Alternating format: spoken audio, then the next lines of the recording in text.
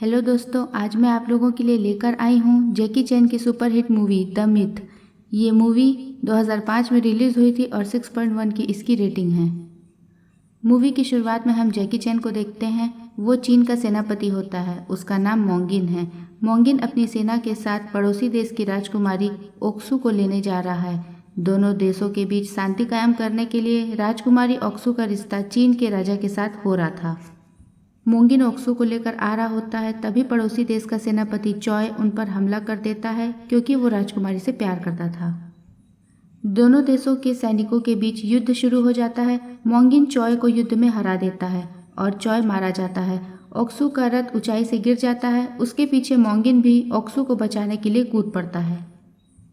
इसके बाद हम प्रेजेंट में आ जाते हैं। ये सब जैक सपने में देख रहा है और उसको यही सपना बार बार आता है जिसमें वो सेनापति मोंगिन होता है।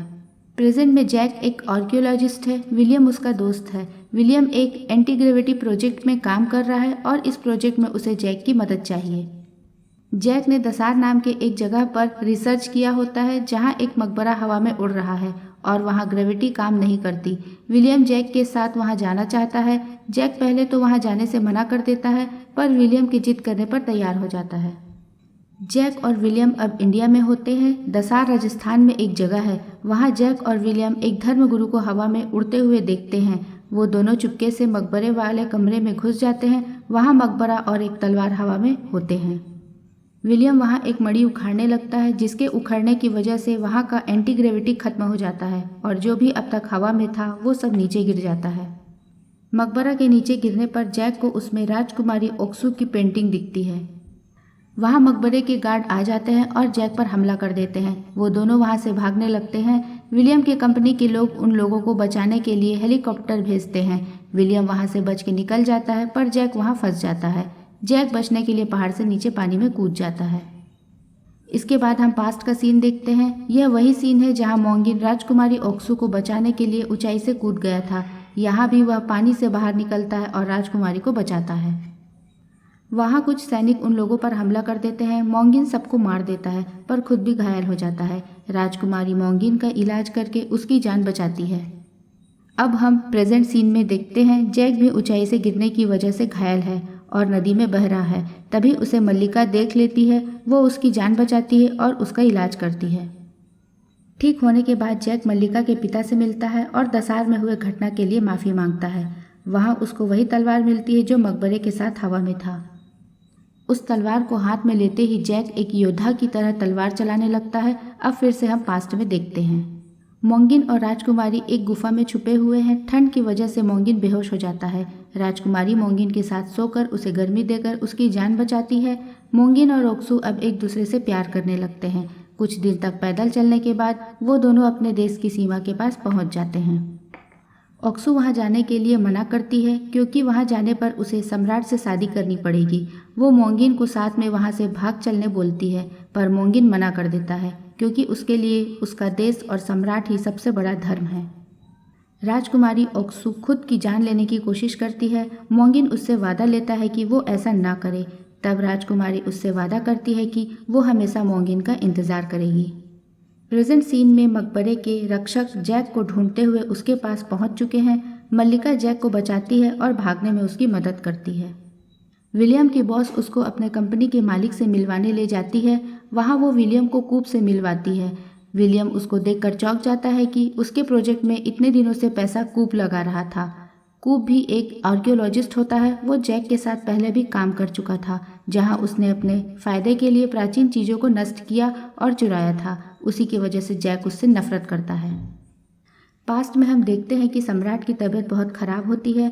सम्राट की जान बचाने के लिए कुछ वैद्य ऐसी दवा खोज रहे होते हैं जिससे कि इंसान हमेशा अमर रहे। मोंगिन को पता चलता है कि उन लोगों को दवा मिल गई। मोंगिन सेना की टुकड़ी लेकर दवा लेने निकल पड़ता है। जाने से पहले वो राजकुमारी से वादा करता है कि वापस आकर वो सम्राट से उन दोनों के रिश्ते की बात करेगा। राजकुमारी भी मोंगिन से वादा करती है कि मोंगिन को चाहे जितनी भी देर क्यों ना हो, वो हमेशा उसका इंतज़ार करेगी। मोंगिन दवा लेकर जब वापस आ रहा होता है, तब उसी का जनरल उससे बगावत कर देता है और दुश्मनों के साथ मिलकर मोंगिन के ऊपर हमला कर देता है।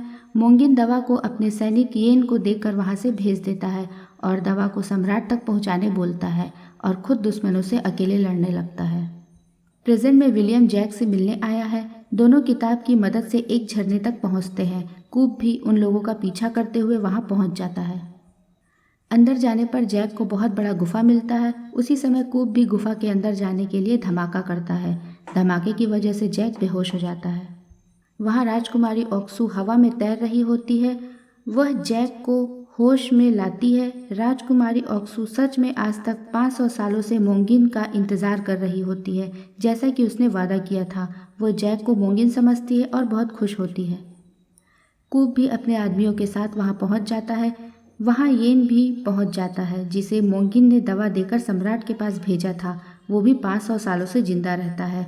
वो भी जैक को मोंगिन समझता है और बताता है कि जब वो दवा लेकर सम्राट तक पहुँचा तब तक सम्राट की मृत्यु हो चुकी थी। सम्राट की मृत्यु के बाद उस दवा का हक नैतिक रूप से राजकुमारी का था, इसलिए उसने वो दवा राजकुमारी को खिला दिया और खुद भी खा गया, क्योंकि उसने मोंगिन से वादा किया था कि उसके वापस आने तक वो राजकुमारी की रक्षा करेगा। इसी वजह से राजकुमारी और येन दोनों अमर हैं। अब येन जैक से पूछता है कि उस दिन उसके वहाँ से जाने के बाद क्या हुआ था। तब जैक का सब कुछ याद आने लगता है और वो बताता है कि दुश्मनों ने उसे सब तरफ से घेर लिया था। तब उसने हजारों सैनिकों से अकेले युद्ध किया, लेकिन अंत में वो हार गया और मारा गया। यह सुनने पर भी कि मोंगिन मर चुका है और जैक उसका पुनर्जन्म है, राजकुमारी को उस पर विश्वास नहीं होता। कूप भी वहां पहुंच जाता है और उन लोगों पर हमला कर देता है। वो पूरी जगह एंटी ग्रेविटी होती है, सभी वहां हवा में लड़ रहे होते हैं। विलियम फिर से वहां चीज़ों से छेड़खानी करने लगता है, जिसकी वजह से वहां की एंटी ग्रेविटी खत्म हो जाती है। विलियम बड़े से पत्थर के नीचे दबकर मारा जाता है। कूप भी सम्राट के उसी कब्र के नीचे दबकर मारा जाता है जिसे वह ढूंढ रहा था। जैक राजकुमारी और येन को वहां से जल्दी से निकलने बोलता है, पर राजकुमारी को अभी भी विश्वास होता है कि मोंगिन एक दिन वापस जरूर आएगा। येन भी राजकुमारी की रक्षा के लिए वहीं रुक जाता है। जैसे ही जैक वहां से बाहर आता है, वो पूरी जगह तबाह हो जाती है। कुछ महीनों बाद हम जैक को एक किताब के साथ अपने घर में देखते हैं, जो उसने खुद मोंगिन और राजकुमारी के ऊपर लिखी है। इसी के साथ मूवी का द एंड होता है। दोस्तों, प्लीज़ वीडियो को लाइक करें और चैनल को सब्सक्राइब करें। Thank you.